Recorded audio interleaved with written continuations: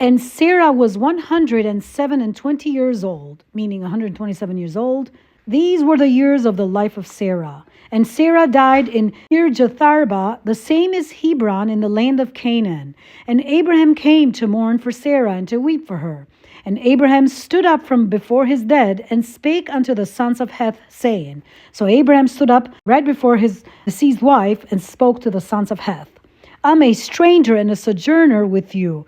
Give me a possession of a burying place with you, that I may bury my dead out of my sight. So in verse 4, Abraham tells the children of Heth that he's a stranger and a sojourner, and he wants to buy a property to bury his wife out of his sight.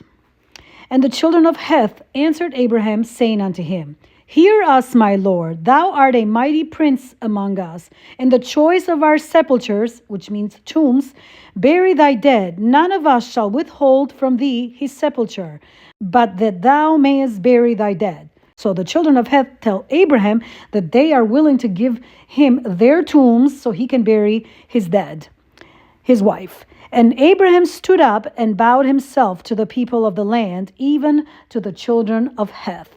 And he communed with them, saying, if it be your mind that I should bury my dead out of my sight, hear me and entreat for me to Ephron the son of Zohar.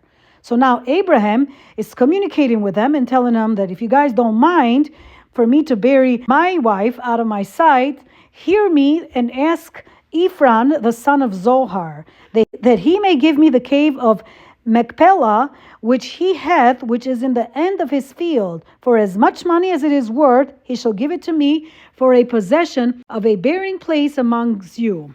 So in verse 9, he tells the children of Heth to ask Ephron to give him the cave of Machpelah, which is in the end of his field, for whatever money it's worth, so he can bury his wife.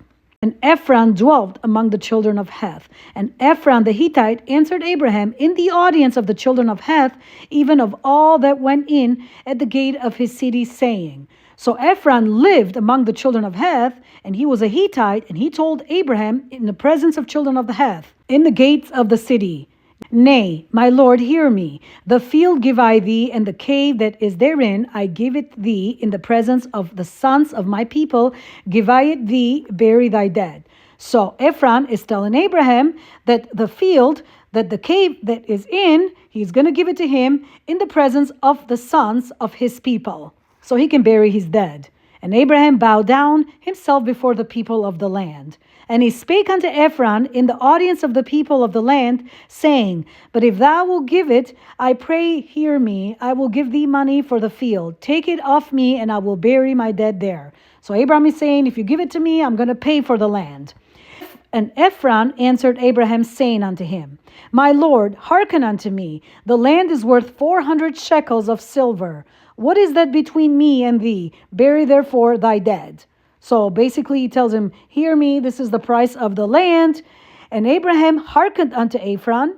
And Abraham weighed to Ephron the silver, which he had named in the audience of the sons of Heth, 400 shekels of silver, current money with a merchant. So Abraham listened to Ephron, and he weighed the silver to him. And this was in front of the sons of Heth, and the field of Ephraim, which was in Machpelah, which was before Mamre, the field and the cave which was therein, and all the trees that were in the field, that were in all the borders round about, were made sure. So basically, were handed over the deed.